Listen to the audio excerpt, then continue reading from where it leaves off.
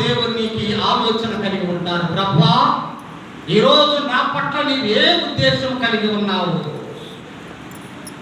దేవా, నా పట్ల, నా ఆలోచన పట్ల నీ ఆలోచనకు నాకు సంబంధం ఏంటి? దేవా, ఈరోజు నీ ముఖ దర్శనములో నీ వాక్యము ద్వారా నాతో మాట్లాడుతున్నప్పుడు నా పట్ల నీవు చేయబోయేవి ఎలా ఉంటాయి? మాట్లాడుతుంది. నేనైతే నేను మేల్కొన్నప్పుడు నీ ముఖ దర్శనము చేసేదను. నేను మేల్కొన్నప్పుడు నీ స్వరూప దర్శనముతో. ఒక్క వాక్యం చాలండి లైఫ్ లాంగ్ మన జీవితంలో. ఒక దేవుణ్ణి ఆరాధించే బిడ్డకు, ఒక రక్షణమైనటువంటి బిడ్డకు, ఒక దైవాత్మ పొందిన బిడ్డకు, దేవుని సన్నిధిలో ఉండే బిడ్డకు, దేవునికి అతనికి సంబంధం ఉండి దేవుని యొక్క మేలు పొందినటువంటి ఒక వ్యక్తి చెప్పే సాక్ష్యం ఏంటో తెలుసా? నేను నీ ముఖ దర్శనము చేసేదను. నేను మేలుకున్నప్పుడు నీ స్వరూప దర్శనము. హల్లెలూయా, హల్లెలూయా. క్రీస్తు యేసు స్వరూపంలోకి మార్చబడాలి. నువ్వు బాప్తిసం పొందిన తర్వాత దేనికి బాప్తిసం పొందావు? పెళ్లికా? సంఘంలో చేర్చబడటానికా? ఆచారానికా? యేసు ముఖ దర్శనంలోనికి మార్చబడటానికి.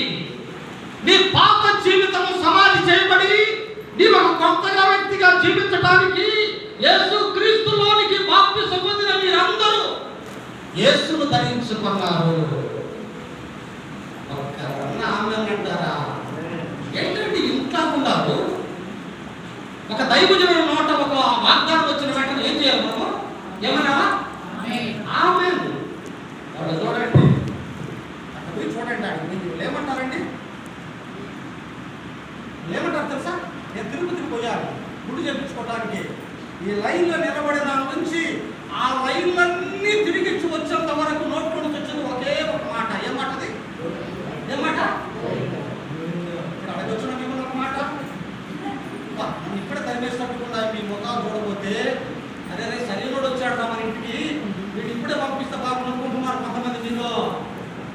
మీ మనసులో అలాంటి ఆలోచన వస్తుంది. మీరు అలా చూస్తున్నారు నన్ను. ఎంతమంది ఇక్కడికి వచ్చి మోకరించి ప్రార్థన చేసిన వాళ్ళు ఒకసారి చేయొద్దండి. అంటే నువ్వు ఎందుకు వచ్చావు?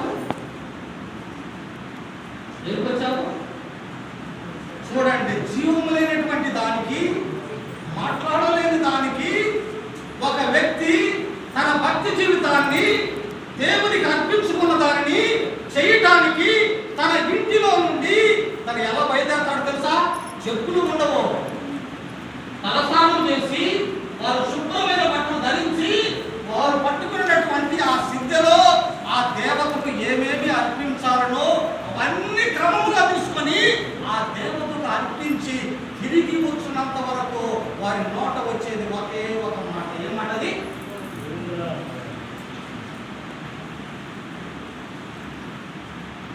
దేవుడు నిన్ను నన్ను ఒక మాట అడిగాడు. ఏం చెప్తావు ఇప్పుడు?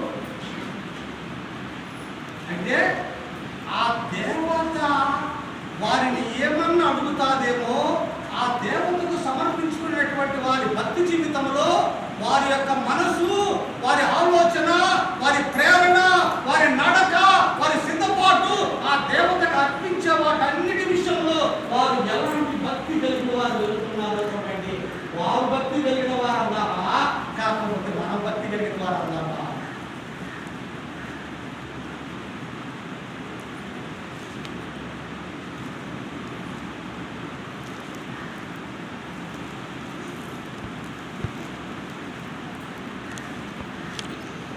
ఎవరో మీలో కొంతమందిలో అనుకుంటున్నారు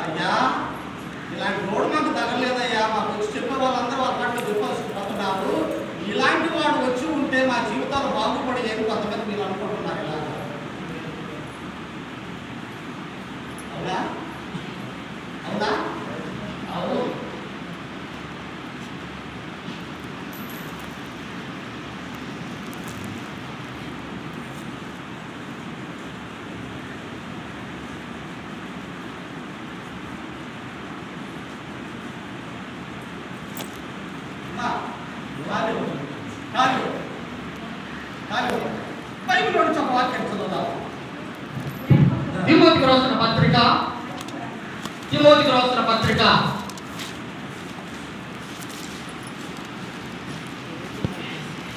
మొదటి పత్రిక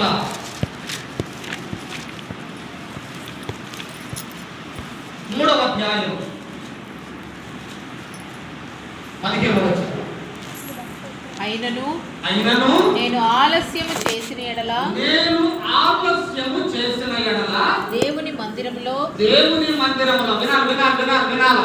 వినాలి. మీరు కొంతమంది అటు ఇటు పోయి మీ మనసు అప్పుడు వాడు పక్కన కూర్చున్నాడు. ఏమంట? నేను ఆలస్యం చేసిన ఎడల దేవుని మందిరంలో. ఎక్కడ ఎక్కడ? దేవుని మందిరంలో. ఇప్పుడు కొంచెం మాట ఏ మందిరంలో? దేవుని మందిరం. ఎక్కడది? ఎక్కడది? అత్తయ్య గారు ఎక్కడ? ఏ మందిరంలో? దేవుని మందిరం. ఏది దేవుని మందిరం?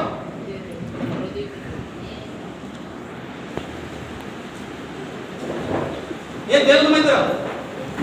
ఈ మందిరంలోనా? ఈ మందిరంలోనా? ఎక్కడ దేవుని మందిరం? ఎక్కడ? మీరు దేవుని ఆలయం అయి ఉన్నారనియు దేవుని ఆత్మ మీలో నివసించుచున్నాడనియు మీరు ఎరుగరా. ఎవడైనను దేవుని ఆలయమును పాడు చేసిన ఎడల దేవుడు వారిని పాడు చేయును. ఏ ఆలయం? ఏ ఆలయం? దేవుని ఈ ఆలయమా? ఈ ఆలయమా? ఏ ఆలయము? ఎక్కడ ఉంటాడు దేవుడు? ఎక్కడ ఉంటాడంట? ఈ ఆలయంలో. ఈ ఆలయంలో. ఈ ఆలయం ఎలా ఉంది ఈరోజు? ఈ ఆలయము సంవత్సరానికి మారిపోవచ్చు, 6 నెలలకు మారిపోవచ్చు, 5 ఏళ్ళకు మారిపోవచ్చు, 10 ఏళ్ళకు మారిపోవచ్చు.